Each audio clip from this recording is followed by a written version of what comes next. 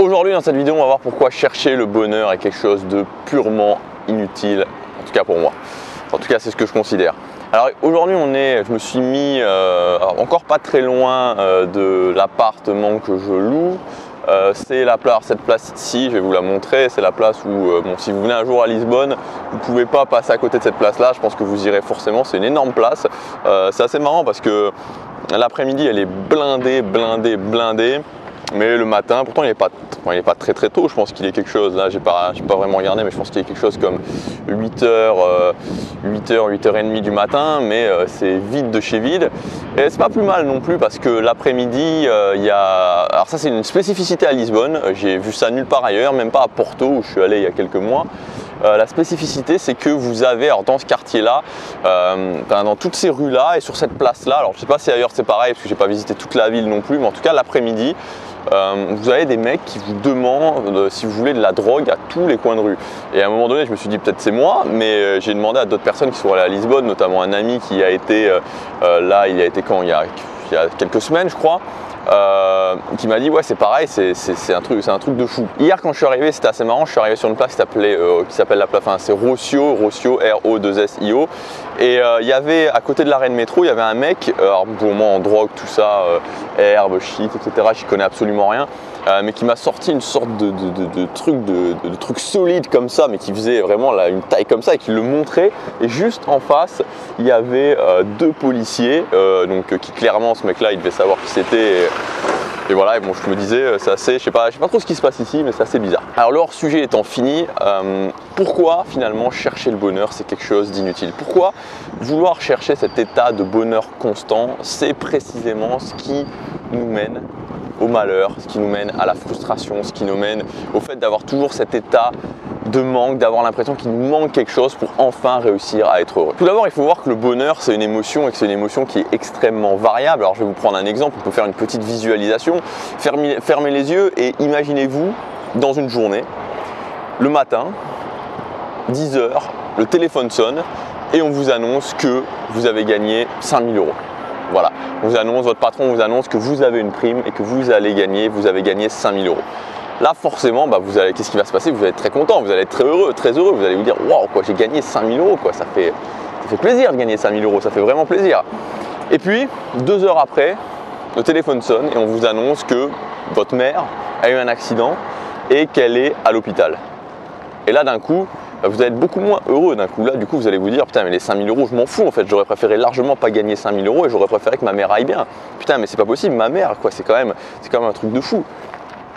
Et d'un coup vous allez vous sentir malheureux. On va vous dire que votre mère elle est entre la vie et la mort et que c'est compliqué.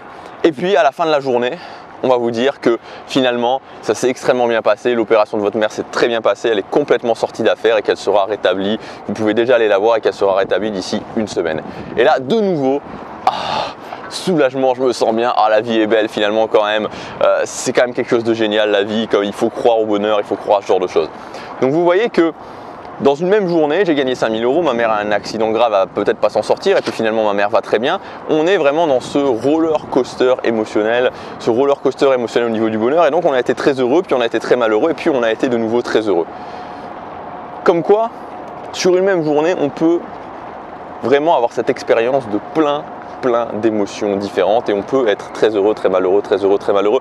Ce qui veut dire que le bonheur n'est pas quelque chose qu'on peut avoir de façon constante. Ce n'est pas un état constant qu'on peut rechercher et on ne peut pas, contrairement à ce que nous disent les films par exemple hollywoodiens ou les films de Walt Disney, se marier, avoir beaucoup d'enfants et vivre heureux encore et toujours jusqu'à la fin des temps. Ce n'est pas possible. L'état de stabilité du bonheur n'est pas possible. C'est-à-dire que cette recherche du bonheur stable et cette recherche du bonheur continu nous plonge vraiment dans cet état, comme je vous disais en début de vidéo, où on a toujours l'impression qu'il nous manque quelque chose, pour réussir. Et c'est frustrant au quotidien parce qu'on dit qu'est-ce qu'il faudrait que je fasse, qu'est-ce qu'il faudrait que j'ai dans ma vie finalement pour réussir, qu'est-ce qu'il faudrait, pourquoi je réussis pas, pourquoi il y en a qui réussissent à être heureux, pourquoi moi je réussis pas à être heureux, est-ce qu'il faudrait que je prenne telle action, est-ce qu'il faudrait que je déménage, est-ce qu'il faudrait que je change de boulot, est-ce qu'il faudrait que je change ma relation de couple, qu'est-ce qu'il faut pour avoir accédé à ce bonheur. La première chose c'est que il il faut mettre cette idée à la poubelle. Il faut mettre cette idée à la poubelle et la première chose, c'est que cette idée du bonheur, du gagnant à la loterie qui va sur une île déserte avec des cocotiers et qui pendant la fin des temps est heureux parce qu'il a gagné à l'euro million et qu'il est très heureux et que tout va très bien, c'est juste du bullshit, c'est juste de la merde. Il suffit, encore une fois, c'est pas obligé de me croire sur parole, mais il suffit juste de regarder des études sur les gagnants de loterie, les forts gagnants, vous vous apercevrez que au final, ils finissent tous, en tout cas, il y en a beaucoup qui finissent très mal. Ça finit très très mal parce que premièrement, cet argent ne correspond pas à une valeur, donc ils arrivent avec autant d'argent et puis voilà, c'est complètement disproportionné, ils ne sont pas prêts à recevoir cet argent-là. Et puis surtout aussi, l'autre chose, c'est que même si vous êtes sous un cocotier sur une île déserte pendant 1 mois, 2 mois, 6 mois, au bout de 6 mois, vous vous dites putain, mais qu'est-ce que je suis en train de faire de ma vie? Qu'est-ce que je suis en train de faire de ma vie? Et ce qui m'amène à la deuxième chose qui est vraiment importante, c'est la notion de sens. Plus que rechercher le bonheur, plus que se lever le matin en se disant mais comment faire pour être dans le bien-être? Comment je peux faire pour être dans ce bien-être? Comment je peux faire pour être dans ce bien-être? Plutôt que de faire ça, ce qui ne sert strictement à rien parce qu'on ne peut pas arriver à cette notion de bonheur, cette notion de bien-être continu, il vaut plutôt mieux se dire ok, comment je fais pour vivre au quotidien une vie qui a du sens pour moi? Comment je fais pour vivre au quotidien une vie qui a du sens pour moi? Quand j'arrive à me lever chaque jour en me disant ok, je vis une vie qui m'engage, quand j'arrive à me lever chaque jour en me disant ok, ça a du sens pour moi ce que je fais, je suis sur le chemin de vivre une vie qui a du sens, alors ça change tout.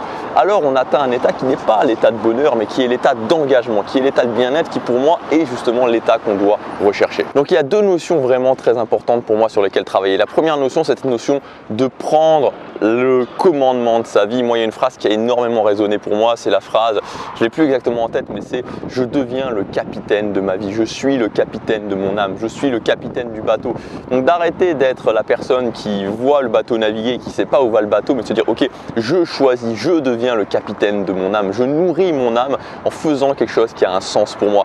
Et croyez-moi, ça ne va pas être facile, encore une fois, ça ne va pas être facile tous les jours. Il n'y aura pas un bonheur tous les jours, je ne suis pas heureux au quotidien, il y a des jours où c'est difficile. Il y a des jours où c'est difficile, il y a des jours, comme je vous dis, j'ai pas envie de faire les vidéos, j'ai pas envie de faire ci, j'ai pas envie de faire ça, c'est difficile d'avoir cette rigueur, c'est pas facile et je suis pas dans un état constant de bonheur comme ça au quotidien. Mais ce que je peux vous dire, c'est que tout le temps, ce qui se passe, c'est que je fais ce que j'ai à faire et après je me dis putain, ça a un sens pour moi, ça a vraiment un sens pour moi, ça a vraiment un sens pour moi, c'est pas facile.